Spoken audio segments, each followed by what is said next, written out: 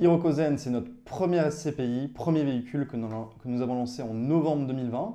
Alors, elle a une particularité, Hirokozen, c'est que c'est la première SCPI des usages de demain. Qu'est-ce que ça veut dire, Jonathan, les usages de demain? Tout simplement, c'est qu'on n'a pas la vocation ni l'envie de répliquer le stock d'immobilier d'entreprise actuel, c'est-à-dire très bureau, très commerçant SCPI. Et on va plutôt se forcer à comprendre l'immobilier et les usages qui sont faits aujourd'hui par les usagers, les transitions qui sont aujourd'hui en cours sur l'immobilier, c'est-à-dire les transitions générationnelles, les transitions digitales ou la transition écologique.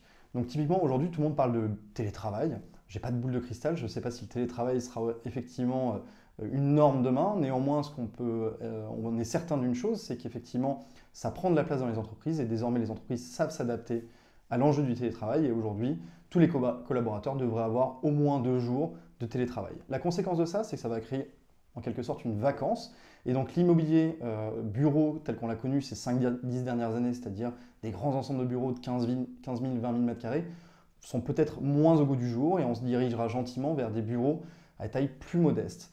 Hirokozen, en étant SCPI des usages de demain, elle croit encore beaucoup aux bureaux, mais elle ira vers des bureaux adaptés aux tendances actuelles, donc des bureaux qui offrent du service aux collaborateurs, des bureaux avec des lieux de partage, de convivialité, de réception.